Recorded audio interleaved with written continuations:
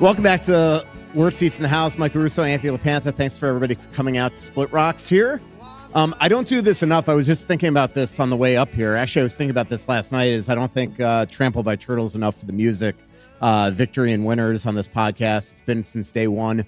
And the reason why I thought about this is Dave Carroll, Banjo Dave from Trampled, came out to the Wild game yesterday. He and his girlfriend sat in the club level. I went down to see him. And unfortunately, it was not the greatest game, but he still had a blast, and so did his lovely girlfriend. It wasn't a great game. Picked the wrong game. Yeah, it really, I don't know about you, Anthony, but I feel like you could often tell what's going to happen in the game in the first couple minutes. And didn't it feel like one of those games when they're, Zuccarello hits the corner on the one shot. Boldy missed an open net. Hartman missed an open net. Johansson had the open look and it was blocked. Tarasenko in the second period. It just felt like one of those nights where they weren't sharp. But that wasn't the only thing. It was sort of, as John Hines said after the game, emblematic of their game. Yeah, to be honest, I thought at the beginning, I had thought going in fact, I usually talk to Margot at home just before the game, and she said, well, what do you think tonight? I said, I don't have a great feeling at all about tonight's game. And we had talked about it at the dinner table, and it just felt like you got Jake and Markstrom coming off a game where he had given up 9, a proud veteran. I expected him to play well. A Wild team that I really think was fighting fatigue. It had been a long trip. Yes, they had come home and played a game already, but it just felt like there was a team struggling for energy. Then the way they started, I thought, whoa, I guess I was wrong on this. They're all over them. But to your point, they just couldn't hit the net. And then once New Jersey got up on them, I just didn't feel like it was Minnesota's night, and I expect that we'll see a different effort on Thursday against the Jets. I thought the scheduling was, everybody's got hellacious schedules, but I thought it was bizarre that we had the 2 off days in Seattle, and then they play Seattle, and then they come home with 1 off day, and then have the home game. And the off day was the travel day. Yeah, exactly. Like, they should have, like, the way the schedule should have worked, they should have played that first that second off day in Seattle, and had 2 off days. The problem was Seattle had a game that night, right? So they couldn't. And Seattle have back-to-back home games. Wild have done it like 6 times this year. No, they did. They played back-to-back. They played Boston the night before they played the Wild. They played 4 sets of back-to-backs, and Boston was the second of back-to-backs. And then they had a day off, then played the Wild. So you couldn't. They would have had to play 3 games in a row if you had moved the Wild game up a day. So I don't know, I've got some tweets today because Marcus Foligno was talking about fatigue, and I did see some tweets today that fans were like, well, how can they be fatigued? I just think that this schedule, I was talking to somebody about this the other day, which is the number of injuries around the league. I just think in this condensed schedule, then you're going to add 2 games. I don't think the human body is meant to play this brand of professional hockey 4 to 5 times a week. And it's just going to continue to be this way for the next, infinitely every other year because of the international calendar going on, the international schedule going on the calendar. And it just feels right now that guys, even if they're in the lineup, are just hurt. Like, even just looking at Eriksson Ek the other day, like, the back of his legs are purple right now. It's just beyond and the belief. Wild aren't the only team dealing with it, and people are dealing with injuries everywhere. They are going to, when they add the 2 games, the schedule does move up a week, so that should help a little. When you don't have the 3 weeks of an Olympic break, you wouldn't have to have the break be that long in a non-Olympic year. Right. So hopefully they'll stretch that out. The problem is that every other year they're going to have the whole World Cup. It's going to be a long break. Right, but I don't know that it has to be 3 weeks. Well, I think it is because there's going to be games in Europe and there's going to be games here. Then they're going to bring everybody here to have the semifinals and championship. I think it is going to be the exact same thing. Maybe. And if they do, I really hope that they then, in those years, start the season a week early. Yeah. Even 1 week would make a world of difference and eliminate some of these 6 games in 9 nights. And the Wild are taking 2 days off here with no practice because of the fact that you could tell after the game last night. I'm sure John Hines looked at it and said, this team needs rest more than it needs practice. But then starting with Winnipeg on Thursday night, it's 4 games in 6 nights again in 4 cities. Mm-hmm. And those stretches take their toll on you. And it doesn't help that they don't practice, I think, from a sharpness standpoint. Again, didn't practice 2 days ago, was not didn't practice Tuesday, didn't practice Wednesday, is not practicing Friday, not practicing Sunday. It's truly unreal, but it's just the way that the schedule has to be. Our next live show, by the way, is January 26th at Elsie's. So hopefully everybody comes out for that. I'll do a better job of promoting that one. January 26th at Elsie's. And then we are going to do one show next week, Anthony and I, when we get back from Toronto and Montreal. From that road trip, we'll do one there. And then before I go to the Olympics, we hope to do one. And then we'll have 3 while I'm at the Olympics, and we'll figure out how that's going to get done. Anthony, let's talk about the road trip first, because we did one podcast when we were in California during that road trip, but then they wrap up after 2 tough games in LA with a big win in Seattle. They finished the road trip 4-1-2, getting pretty quality play. But the one thing now is I feel like we're starting to see choppy hockey, as we just were talking about. Like they've essentially lost 5 of 9 games since the holiday hiatus. They've lost 4 of the last 5. Obviously, those could be different if you win a shootout here or there, or win an overtime here or there. But it definitely doesn't feel like this is the same team. Kirill doesn't seem to have the same jump. It just does feel like we're in that dog days of the summer, and that this is that time where they really got to figure out a way to kind of stick with it. Yeah, and I think they have. They've found a way to get points in a lot of these games, and that's one way to mitigate your losses when you're in a stretch where your game isn't as sharp. And I think this road trip was a great example of that. They a couple times rallied late to get a game into overtime, rallied late to get a game into OT that they won in Winnipeg, got it into OT in San Jose, where they managed to salvage at least a point.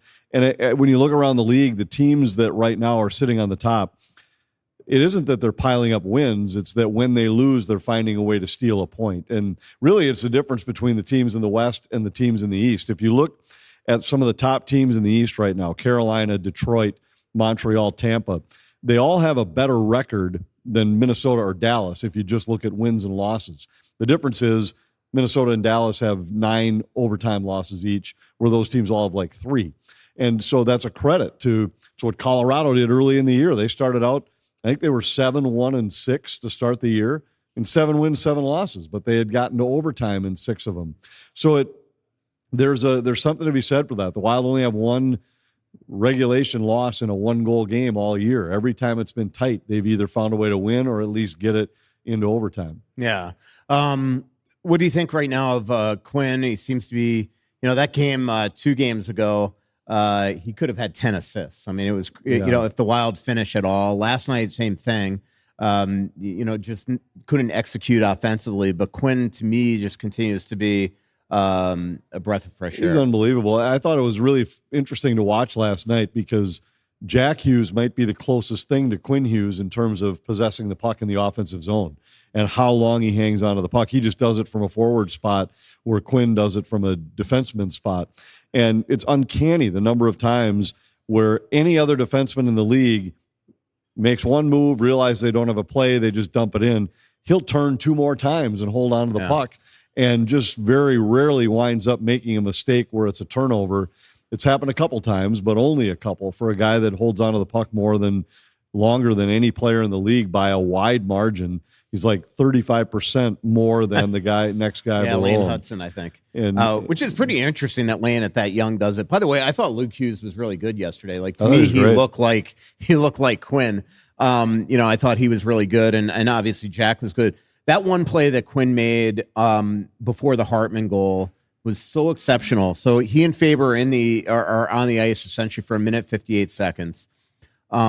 And Quinn, on that one pass where he didn't catch it, he goes and gets the puck next to the bench, and instead of chipping it in like every defenseman in the league would have done, he comes out of the puck, does a reload, throws the puck to the far end of the boards, allows Faber to bring it in, and all 3 forwards change. None of the 5 Devils change, and now they're on another long forecheck, and then eventually Faber sets up Hartman for the goal. But what an incredible play for a guy that plays more minutes than anybody in the league. He's played more minutes on average since the trade in the league by a minute. That's how much he gets ice time he's gotten. And there is a game where, like, to me, when you are fatigued, usually what goes first is your brain. and his brain never gets tired. It's beyond belief. It has been. It's been eye-opening to watch him on an every night basis. And I think I told you when we were on the previous road trip and we went into Vancouver, I had gone to watch them play. They played Utah on the night before they played the Wild. And I walked away just thinking every time Vancouver had a scoring chance, it was because of a play Quinn made. And at that time, I had no idea the Wild were about to trade for him. And now watching him, though, it is unbelievable the way he controls a game from the blue line. I've just never seen anybody like it. Yeah. That includes Cale Makar. I mean, Makar's a great player, and you can argue that he's a better defenseman than Hughes all around, but he doesn't hold on to the puck the way that Hughes does. It's just amazing. Yeah, he's like a point guard or a quarterback. He's more than a point guard because, like, you watch some of the plays they'll make in the offensive zone, and I think that's part of the adjustment for some of the forwards is that he's so unpredictable on what he's going to do with the puck. As you know, actually, there's no way you do know. I sat down with Ellen and Jim Hughes the other day for a long time at their hotel. Wrote a long story on that one. Again, I know, Anthony, there's no chance he read it. Dude, how about a Cliff Notes version? Yeah. I'll give you. I mean, first of all, it was absolutely awesome sitting down with them. And, these are two parents that, have not only just to raise three elite hockey players, but three like great guys. Like, if you actually get to know them, they are really down to earth, really cool people. But they are such hockey parents from the standpoint that they both played. They were both elite hockey players themselves. Jim played at Providence. He's been in the NHL essentially for 30 some odd years, whether it's been as an assistant coach, director of player development, the last 10 years as director of player development for CAA hockey. So essentially working with JP Barry and Matt Williams and Pat Brisson. And then his wife, Ellen, she, because Jim was working, she was always bringing the kids, bringing them on the ice. She played she grew up in Texas, played at University of New Hampshire, was such a star there that she's in the Athletic Hall of Fame there at the university. And they're connected with everybody in this league. Like you did the 7 degrees of the Hugheses, you'd get a connection with everybody. Quinn lived with Keith Kachuk.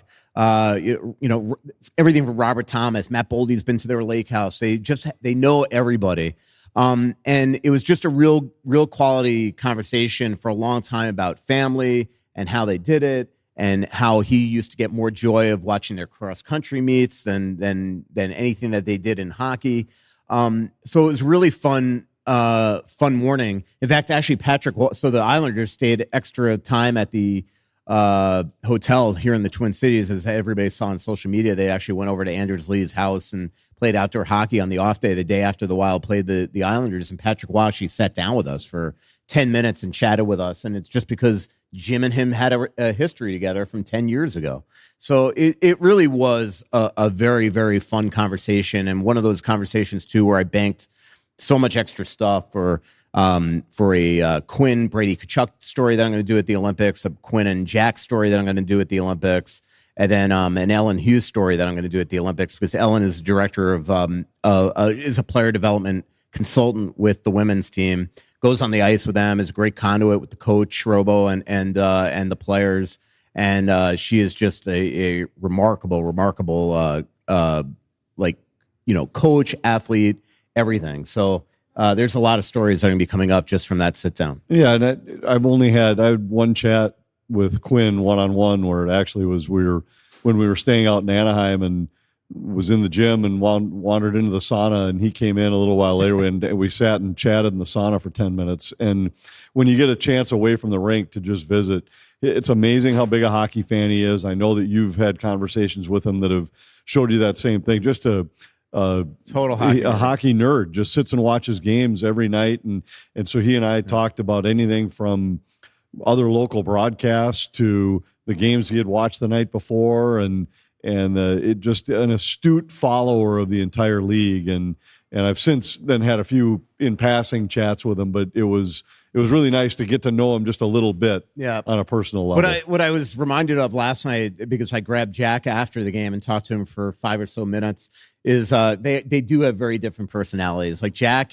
has one of those personalities that you just feel like at some point he's going to spill the beans on everybody. Like there's just this joy to him of like kind of giving you some funny quotes and things like that. And last night, the highlight, I banked a lot of stuff from Jack as well for stories that'll be coming up here. But last night, one of the highlights is you talked about them watching every game. He basically said, I've never tuned into Minnesota in my life. You know, like, in other words, he was kind of doing they're the Minnesota mile. Like, if there were 32 games on TV, I would not watch theirs.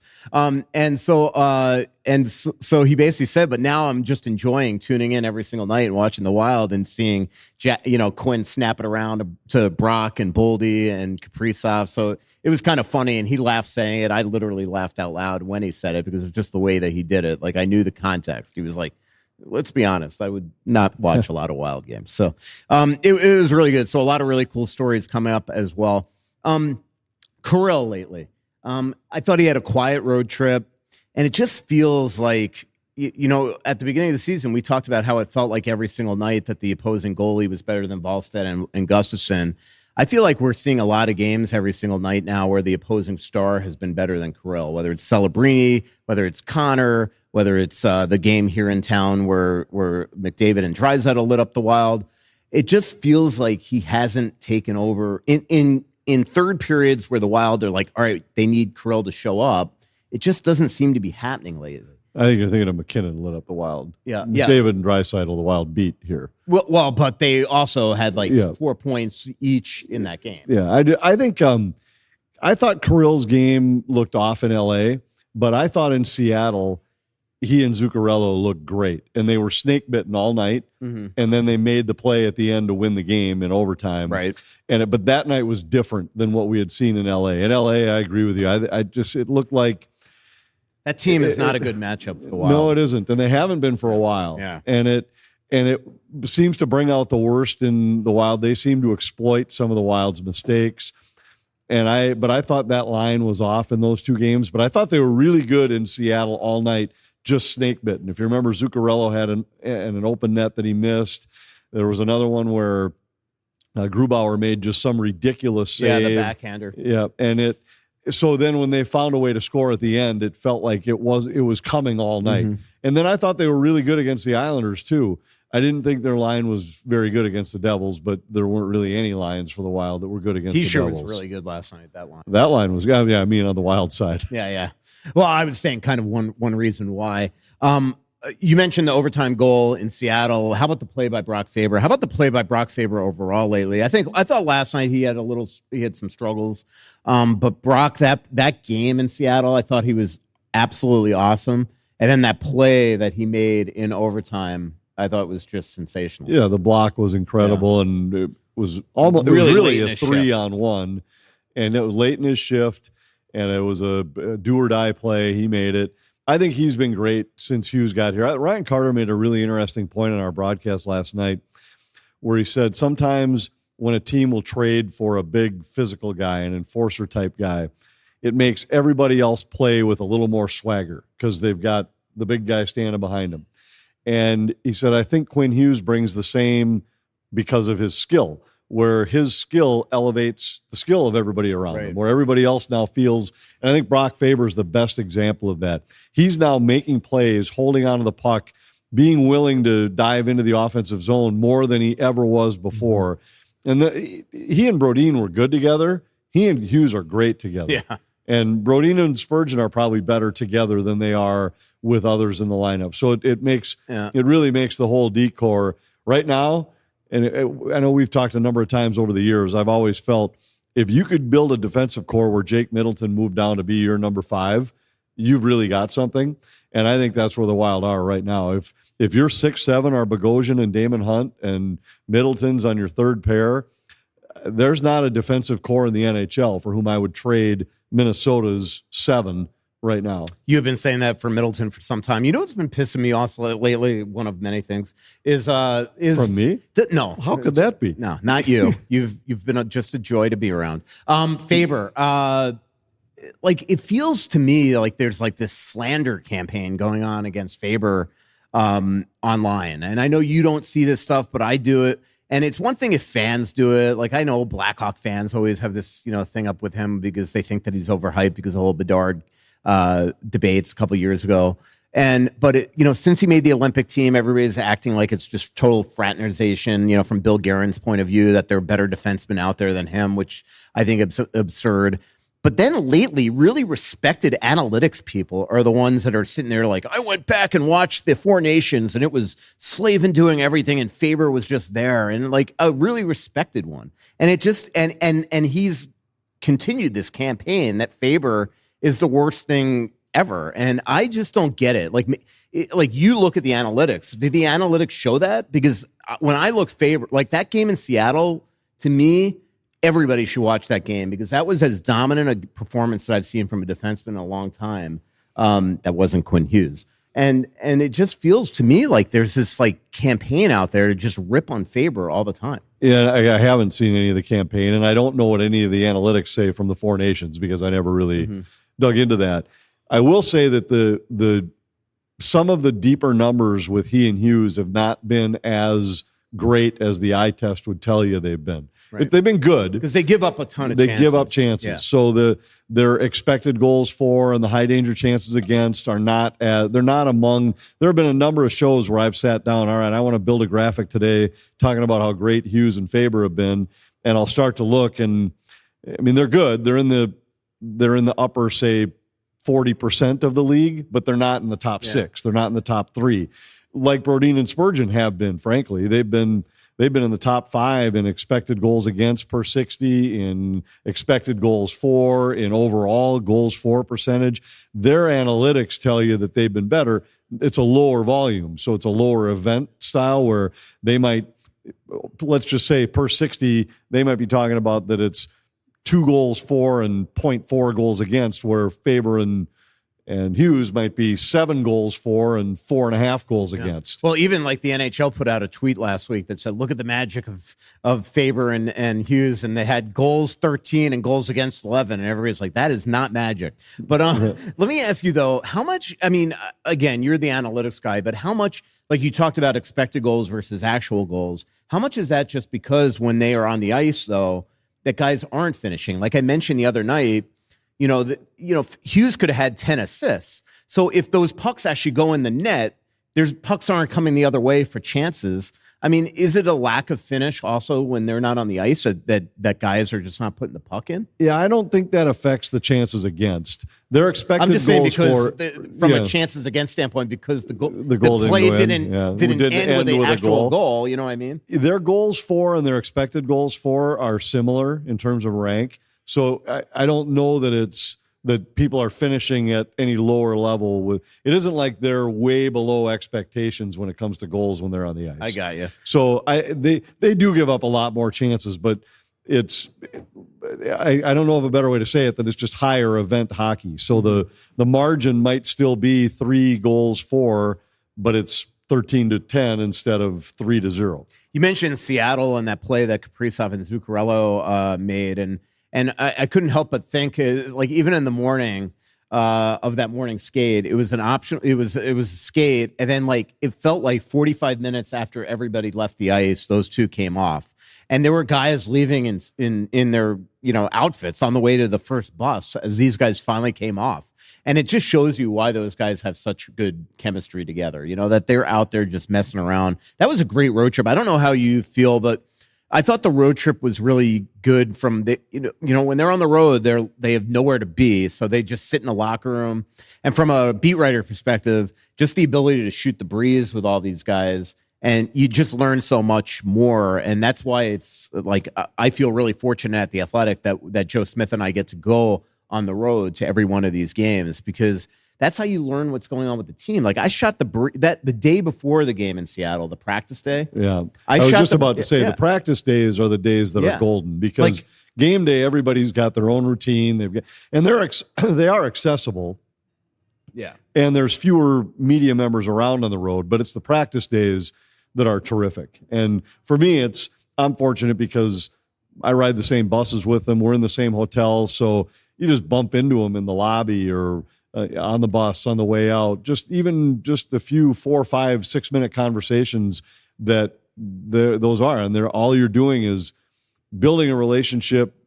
Sometimes you might be banking some information on a story or a comment that he made or something, but more it's just building the relationship so you know more about these guys as people. Exactly. Like I shot the breeze with Kaprizov in Seattle longer than I probably talked to him in my entire life covering him. Like it was just I don't know. It and makes all of that's easier when the team's winning. Exactly. Because everybody's happier. I had the same conversation on I did a Joe Smith's podcast today, and that's exactly what we were talking about. Like it's so different. Like just even going to New Jersey's room last night, just after one win, you could feel the sigh of relief, and suddenly everybody's happy and buddies again. And it's not the implosion that everybody's been talking about. It's been going on there for 2 weeks, 3 weeks. You see what's going on in New York right now with the Rangers, and everybody seems to, be blaming each other. But when you win, they're not looking at the beat writer with maybe they're cringing behind the scenes without making it very known to me. But when you walk in the room, it doesn't feel like you're the enemy, that you need a bodyguard at times. So I don't know. It's been a real fun last 2.5 months covering this team. Yeah, and the trip was, while it was long, it was broken up well with where there were days off. The team stayed in a couple unbelievable places, and we've commented on this before on the show that nobody travels better than the Minnesota Wild. They really don't. And it's the places that we had a chance to stay on this trip at Pelican Hill Resort in just south of Newport, right on the water, in Anaheim for a couple nights, and then in this incredible place in Santa Monica that's a newly renovated hotel that might have been as nice as any hotel I've ever stayed in my life. It was, and I love Santa Monica, but we stayed out there for 4 nights because we played the Kings twice and then stayed after before going to Seattle. It just was, the trip was well set up so that for as long as we were gone and as much of a grind as it was about as easy as it could have been. Yeah. And we had a couple of really good meals, one in Newport, one in Santa Monica. By the way, JoJo, how about that eye that was scary in LA? Like I got hit in the same spot the next night. That's what I mean. It's like he's got a magnet there. I asked him in Seattle, like, how you doing? He's like, I'm just happy I have 2 eyes still. Like that was frightening. Yeah, I thought it got him. I know, and it's I'm not in NHL, but I've had a couple scares with eyes in the past. You definitely did. Yeah, I've got been hit with a golf ball in my eyebrow, where if it's an inch down, I probably lose my eye. I got hit with a champagne cork in the eye. I got hit with a hockey stick in the eye when I was like 12, and we were playing street hockey, and I got hit with the stick. And the only reason we went to the doctor was because I needed stitches in my eyebrow. And I think I was a sophomore in high school, maybe, or a junior. And I was just sitting in the waiting room, and the doctor comes in. He says, well, I think we're going to let you go home. I was like, wait, let me go home. I got like 4 stitches in my eyebrow. And he said, no, you got a bunch of broken blood vessels in your eye. You have to go home. You have to wear an eye patch, and you have to use like a bedpan. Like you have to lay perfectly still for a week. Yeah. So I laid on a couch and literally did not move for a week. Well, you remember when Dean Evison was visiting his mom during an off season, and his eye, I forget he couldn't even play golf that summer. So he, for like a month, had a face down, like basically in bed. We had a few golf things. It was a detached retina. Retina, yeah. And mine wasn't detached; it just had broken blood vessels. But he had, we had a couple big golf events scheduled, and he still came to town for them. But he couldn't swing a club. He couldn't do anything with that much movement. So he could putt, and he'd just walk around the course and putt every once in a while. No wonder you're legally blind.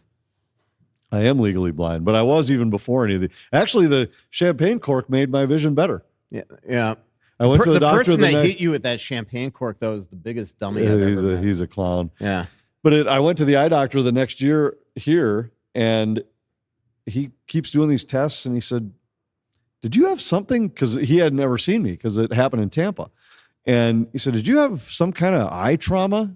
And I said, "Well, yeah, 6 months ago, I hit myself in the eye with a champagne cork." And he said, "Well, why didn't you tell me that?" He said, "Your vision's better. Like it jarred stuff in your eye. And the reason why your contact lenses now look blurry is because they're too strong." in that That eye. is hilarious. Yeah. So it's not a way I'd recommend to improve your vision, but it happened. Yep. By the way, we have a microphone up here.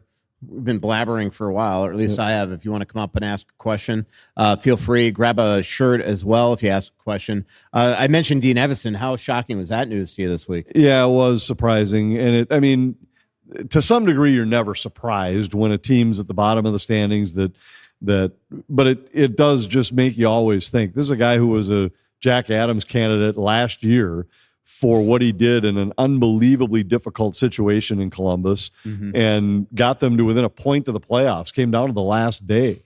And, then the next year things don't go well and there you go. And this is, I think it's 4 coaches now Columbus has had in the last 4.5 years.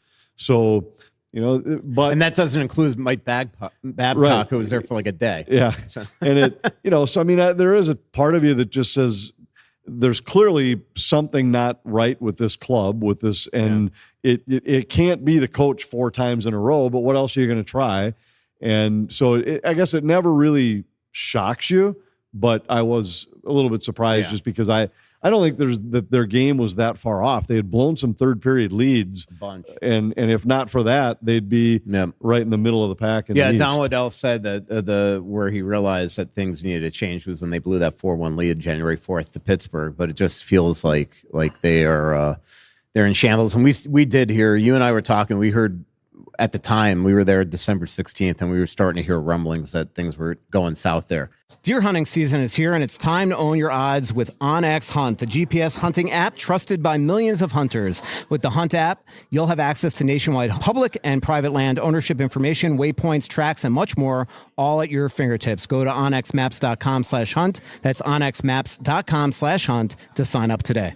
Okay, it's time to talk about New Year's resolutions, but let's talk about one that is actually achievable, truly good for you, your home, and your family, and will help you today and for years to come. Of course, I'm talking about finally fixing your problem water. It's time to enjoy all that a Connecticut water treatment system can provide, like spotless dishes, softer skin, cleaner laundry, and finally saying goodbye to that funny taste and odor in your water. Connecticut water treatment systems use zero electricity and provides the most efficient system in the world. Purified drinking water straight from your faucet, and you'll be amazed at how little salt you use.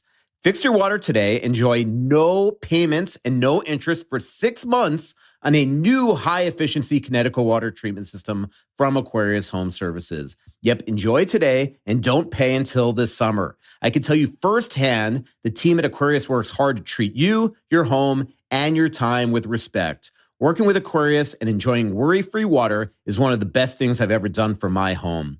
Worry-free water all starts with a free water test. Visit AquariusHomeservices.com to schedule your appointment today. You know the drill, financing based on a credit approval. Aquarius, earning the right to be recommended. And don't forget to tell them that Russo sent you. Question.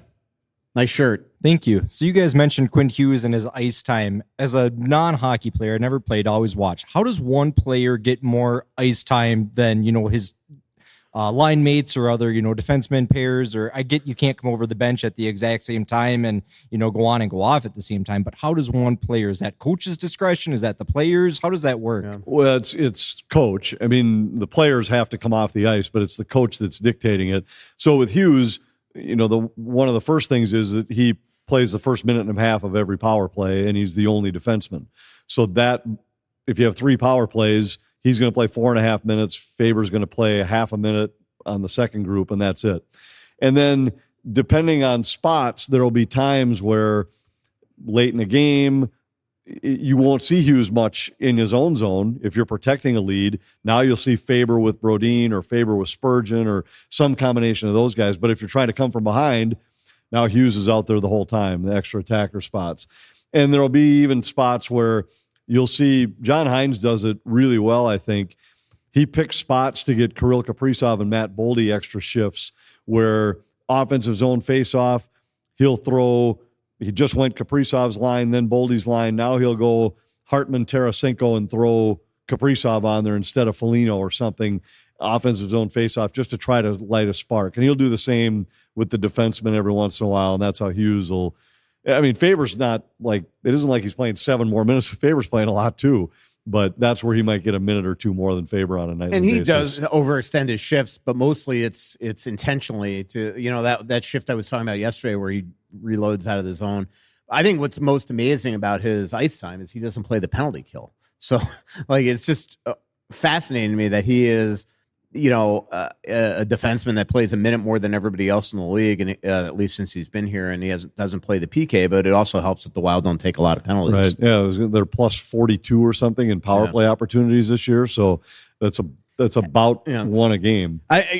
Knock on wood, because I know everybody's going to say I jinxed this if things go south, but have you ever seen a team with a total turnaround in discipline? I mean, 2 years ago, 3 years, like John Hines' first year, he was really ticked off with their lack of discipline. And we know under Dean they weren't. Right. And under Dean, I always thought that was a little bit the team taking on the personality of the coach. Yeah. They played a much higher intensity, more volatile, in-your-face style. With Hines, it was more of controlled. And I think it was one of the really frustrating things for Hines to deal with was, look, you have to be able to play this game under control with structure, these are our paths out of the zone. And then they'd keep taking penalties with careless sticks, and it would drive them crazy. And that's what they've eliminated. I mean, you'll still get your occasional penalty with a roughing call or something like that. But I think they're really disciplined in two areas. One, they're really good with their sticks. And two, they have all seemed to have taken on the Eriksson Ek never retaliate mentality. So you very rarely, because so many times you'll see it's the guy who takes the second swing, the retaliation swing, that gets spotted by the ref. And that just never happens with this crew, especially with Eriksson Ek. The number of times he gets punched in the face and doesn't retaliate, a lot of times leads to power plays. That's what's so crazy about his injury right now is that for the amount of abuse he takes in a game, this injury came on the most innocuous play, just got twisted up with a guy at the Wild bench. Wanted to ask you about the Olympics. I don't know if you've paid attention to just some of the videos of the Milan rink, the main rink, but Chris Johnston from The Athletic just went out there and had some unbelievable stories, unbelievable videos. But this place is still an absolute construction site. Like it is crazy. They did this test event on the ice, and the ice held up pretty well. It was getting soft at the end. I mean, I don't think there's anything to be too alarmed about. But what was crazy is that because there's so much construction in the arena, the ice essentially turned gray. So now they're going to have to shave it down and resurface it, and now test some more because now that ice is going to be gone. But man, it is just like they've got 3 of 14 locker rooms built. They're going to have the practice rink has not been skated on yet, which you would think that is going to need to be tested. And they are absolutely in a position where like, it's just this makeshift rink. Like guys are it's going to get these guys out of routines where they're going to have to dress out the outside, walk in, and then they're going to go into some auxiliary room in the arena between periods. Like I was talking to an Olympian the other day. He's like, where are we going to play sewer ball? And I'm like, I don't know, in the parking lot, if there is one, because when I was there in August, there was no parking lots. I'm just amazed it seems like it happens every Olympiad. This one's to the extreme, though. It is, but like with the billions of dollars that they put in to get the event. And I know you have to build things that you're never going to use again and build structures for all these different sports and the different events. But hockey's maybe the marquee event in the entire Olympiad.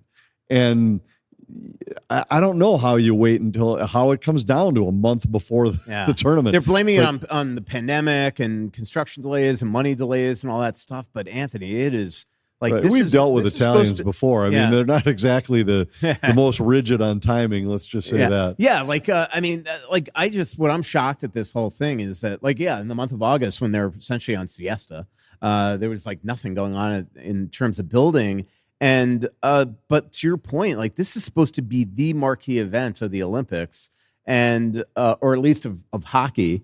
And the NHL is sending hundreds of millions of dollars worth of their inventory over there to play. And now these guys are going to risk injury in real awkward circumstances. And I just think it's a real concern. And now it's funny because Luke Cardiff, the head of the IIHF, told Chris Johnson that he wants to meet soon after the Olympics with the NHL about 2030, and I'm sure they're really excited about that. Like, how about build an arena in southern France and make sure there's like get it going now? You know, right? We have 4 years. Yeah, exactly. The draft, by the way, has been announced. It was in Buffalo. If you were listening to one of our Worst Seats in the House podcasts about 2.5 months ago, I kind of insinuated that there might be a big announcement coming here in Minnesota. Well, that's what I was referring to. The NHL was essentially begging the Wild to host this draft here. And the Wild were actually looking into maybe even moving a couple concerts in June, and they just could not figure out a way to move those concerts and wound up not. You know, when you host a draft, you're not really making any money. You know, like, you're basically doing it and out of the goodness of your heart. And so now I don't know what deal they made with Buffalo, but the draft is now going to be in Buffalo this year.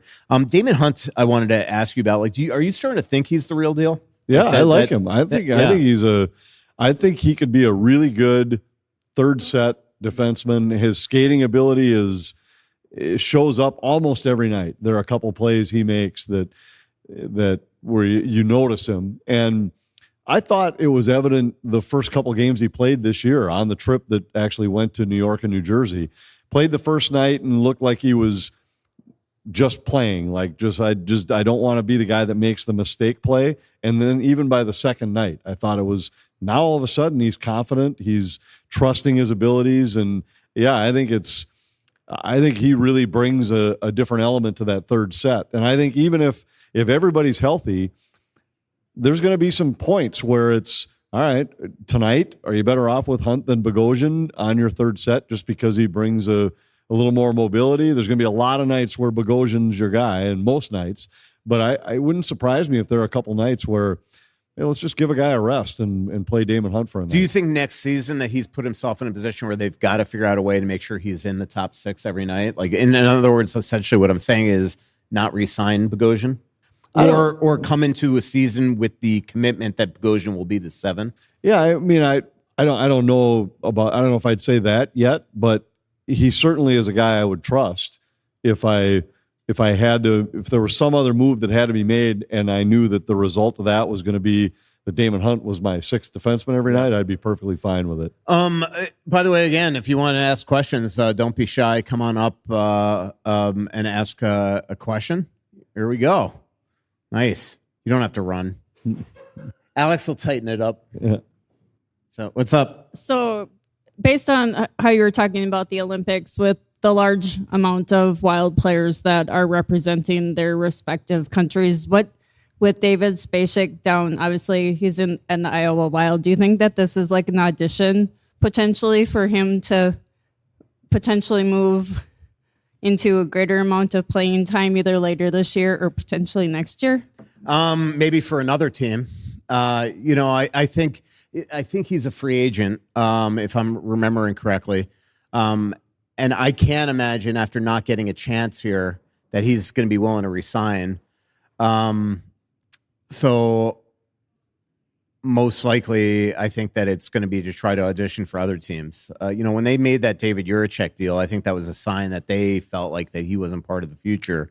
But to your point, the one thing about David Spacek is every time he plays for this coach in particular, for Czechia, and every time he plays internationally, whether it's World Championships or World Juniors, he's excellent. And there's a lot of respect out there for him from other teams. And when I talk to Czech players in the league, I just recently on a road trips, one of the Czech players from the other teams like, why don't they give David Spacek a chance? So, I think it's more that. I don't think it's going to be auditioning for this team. I just sort of think that genie's out of the bottle, that they just for some reason don't love him as a player. Yeah, unless there's some significant move that involves defensemen. Mm-hmm. But short of that, yep. I mean, when you start to look at the guys that are ahead of him, there just aren't guys he's going to supplant. Yep. Now, if he has an incredible Olympics, too, the other thing is, and Joe Smith and I wrote about this in Wednesday's Athletic, is, not about him specifically, but it could be the audition of him being thrown into a trade. Because the one thing that I've talked about in our midseason report and then in the story in Wednesdays is that Bill Guerin is not done. Like, he is going to make another big swing. He's trying to make another big swing. I think it's important that he doesn't take the first swing at the first thing that falls in his lap, because they don't have a lot of assets anymore because he's traded so many in the Juracek deal and the Quinn Hughes trade. So the next trade, you don't want to, fire all your bullets now for sort of an average player or a good to even very good player, and then all of a sudden in a month, an actual superstar is on the market that you really would love, but you can't really get him. So Spacek has a really good Olympics. It could be one of those things where he elevates his stature league wide, where they can throw him into a trade as a prospect. Because the one thing that I think when you just look at this lineup, beyond the fact that Bill doesn't have a lot of guys anymore that he could trade without trying to get them to waive, I don't think he wants to really trade anybody big off this team that could actually get something of substance. So any big swing is going to have to involve more prospects and more picks, and they've traded a lot of those. So that could be Wallstedt, that could be Urov, that could be a Spacek, a Strammel, a Riley Heidt, an Adam Bennick, or a Hunter Hayde. I mean, there's just not too many more. And those really, other than Wally is not a plus prospect. So the more the merrier if these guys elevate their stature. Yeah, and I think these are always the case in that kind of a spot where it's really important for the player to go have a great tournament just for that reason. But it's also a spot where, I don't know, maybe he could be a piece that could sway a deal. I don't know that it's going to carry that as much weight. Just there's enough of a sample size now where I think a lot of the other teams already have their opinion on him. I will say the one thing that I go back to, Till, is I just wish they didn't throw Huznadinov away last year, not because he scored 4 goals or anything like that, but if you have Huznadinov now, at least it gives them, maybe he would have been in the Hughes deal, and then you'd have Ogren as a chip now. So essentially they'd have one extra prospect probably still in their core to use, and now they just sort of threw Huznadinov away, which would have been a perfect, either if Huznadinov's in the Vancouver deal, you have Ogren to trade right now, or vice versa. Question. In regards to Guerin going for a big swing, are we trading away too much prospects and future picks to make this team viable? Or are we still going to be like that, just first round, second round team 3-4 years down the road without having draft picks? Well, I will say that that's definitely my concern, is that you sort of have to be right. Like, you're throwing a lot of capital in trades to try to win now, and yet to do that, you could be right as can be, but you're still going to have to play Dallas in the first round and Colorado probably in the second round. So it's not easy to get through these. These are still the teams for the next couple of years. Yeah, exactly. So that's the problem, is that you're trying to elevate yourself onto their stature, but then you got to still play hockey, and anything can happen in a hockey game. And so if you're not right, the check is going to come due. And even if you are right, the check is going to come due, because now you've just traded a lot of things away. Like, if you look at teams like Tampa and Florida, they do this all the time. The only difference is they win cups. The Wild are doing this right now with the hope of winning a cup. And so that would be definitely my concern, is that, win or loss. Like, even if they win a cup, I think we'd all say, man, that was worth it. But 2-3 years from now, that could actually be something that catches up to you. But that's what that's what the price is, and that's what teams have had to do. Yep. And that's why it's such a challenge to take a shot, try and make a run, and then not bottom out in the years that follow. And I don't think you necessarily have to bottom out in the years that follow, but you are going to pay a price. Yeah. And I think right now, the fact that Billy made the deal he made for Quinn would tell you that I think there is another deal likely coming, and you're in a spot right now where you got to take your shot. It's just logical, right? I mean, you don't trade 4 huge pieces away for Quinn and then look at this roster right now and say they're ready, poised to win a Stanley Cup. I think anybody that looks at them still says that they're a minimum a top 6 center or winger away. Should I be concerned that you went to the restroom first before coming up to the mic? Like, is this going to be just the longest question ever? Yeah. You have like a list of like 20 questions? I got 2 for you. Okay. First one, what circumstances would it take to see the Russian line back together? Number one, probably adding a center, right? First of all, Eriksson Ek has to be healthy. And then the second part would be that you'd probably have to add a center, because I don't think I don't think Hartman with Kaprizov and Zuccarello is a long-term fit, and you'd probably have to go that way if you're going to try to put Urov back with Tarasenko and Trenyan. I think ultimately where they would love for this to land would be Sturm with Trenyan and Foligno on a third, fourth, whatever line you want to call it as a checking line. I think that's the best way the roster fits. Like if they add a center, just think of this logically. You're probably moving Hartman. I mean, you could have a third line essentially of Hartman with Urov and who's the left, and Johansson, and then essentially that player you're adding is playing in the top six, and then probably Tarasenko's coming out of the lineup if it were me. So that's if they're healthy. So if you add a center, essentially everybody's moving down a little bit. So I don't know. I mean, I still wonder, can he add a center and a winger? Because I still think that would be the best way to do it, is add a center to your top six, add a winger to your top six, move Johansson down, and then have a fourth line, as Anthony just mentioned, with Sturm, Foligno, and Trenyan. That would be me. But to do that, probably Tarasenko has to come out of the lineup. All right, second question. The NHL AI commercial that they play like 100 times a night, do they automatically own the rights to that, or are you getting paid a royalty? The NHL what commercial? AI commercial. Oh, yeah. Welcome to Minnesota, Quinn Hughes. There's no royalty involved for me. So they automatically own the rights to that. They have the right to use any. They have the right to use any broadcast clip that they want, and it doesn't matter what network you watch. That commercial's on like 20 times. No, I think they can do whatever they want. Pretty cool. I'm sure it's in the fine print of my contract that I might have skimmed over. Yeah. My guess is that you never read what you should have read there, and now. I always think of that in the arena, like when I'm working pregame and they're kind of doing the rehearsals of the game ops, and they have a lot of your goal calls. I'm like, and you're just up there, doing your crossword or whatever the heck you're doing up there, and not even listening. And I always just get a kick out of like listening to it, like wonder. I'm like, this should every time they play it, you should get like a $25 bonus. There was one time where, what was the movie? There was some movie. And they wanted to use, it was when I was calling Gopher hockey games, they wanted to use a clip in the background.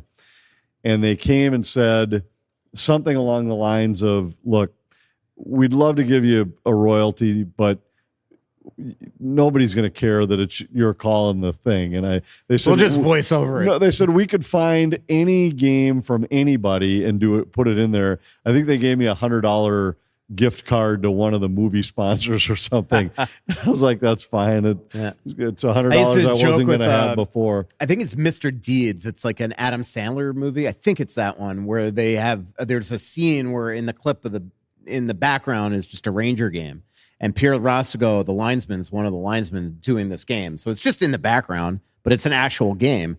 And I always joked with Pierre Roscoe that he should get like some sort of, like, you're in a movie. Like you're basically an actor in there. You should get some sort of stipend for being in there, but he never got a cent. So I think it's probably the same thing. I think the NHL probably got a little pretty penny for that being in there at all. Any other questions, or we're gonna probably wrap up the show? Anything else?